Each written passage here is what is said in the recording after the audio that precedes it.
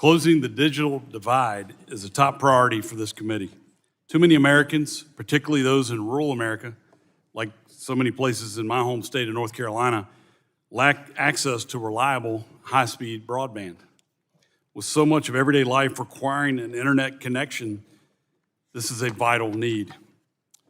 Since 2020, Congress has provided billions of dollars to connect unserved Americans.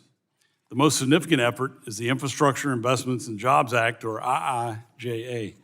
This massive bill included the $42.5 billion Broadband Equity Access and Deployment, or BEAD, program at the National Telecommunications and Information Administration, NTIA. It's been over 3 years since the IIJA became law, and we're still waiting for the first home to be connected using these funds. I think we should understand how this happened.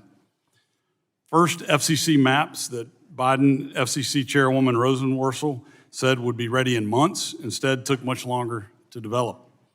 Then the Biden-Harris administration saddled the BEAD program with regulations unrelated to broadband to appease left-wing interest groups. These included technology preferences, burdensome labor rules, and climate change requirements, to name a few.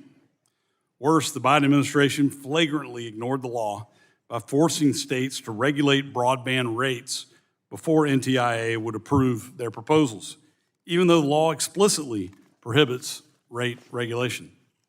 These actions did nothing to deploy broadband, but instead created confusion while making the program less attractive to providers and deployment more expensive. Energy and Commerce Committee Republicans are committed to fixing these mistakes so that every American has access to broadband as quickly as possible. That's why today I, along with many Republicans on this committee, introduced the Speed to BEAD Act. This bill would eliminate the burdensome Biden regulations so that we can get money out the door, shovels into the ground, and broadband into as many homes as possible. Specifically, this bill would eliminate the unnecessary, expensive regulations NTIA imposed, further clarify the rate regulation by NTIA or any other entity is prohibited, ensure that the program is run on a technology-neutral basis, and more efficiently use tax dollars by ensuring that awards to providers are cost-effective and that funds are only used for deployment. These changes to the BEAD program can be implemented quickly, provide certainty to the states, and not hinder the progress that states have already made. And I'm excited to hear that Secretary of Commerce Howard Lutnick just a few minutes ago announced that he's launching a review of the BEAD program to cut red tape, eliminate waste, and make sure Americans get connected faster. I'm thrilled to have him join me in this effort. Reforming BEAD is one important step to ensuring every American has access to broadband, but it's not enough. We also need to reform the permitting process for broadband projects.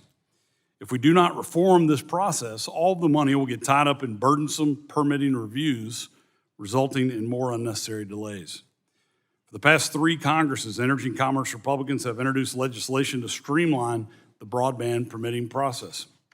We have proposed codifying existing shot clocks to provide predictability in state and local permit reviews, exempting previously disturbed lands from duplicative and burdensome environmental and historic preservation reviews, and instilling transparency and urgency in permitting on federal lands.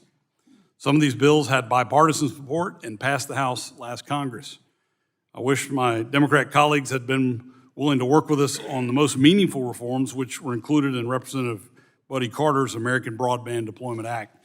I hope this new Congress and the urgency of the moment will inspire bipartisan cooperation on this effort, and I certainly extend my hand to my colleagues across the aisle. We must do everything we can to remove these unnecessary barriers to deployment. In conclusion, unserved Americans have waited too long for the promise of connectivity, but now is the moment to close the digital divide once and for all.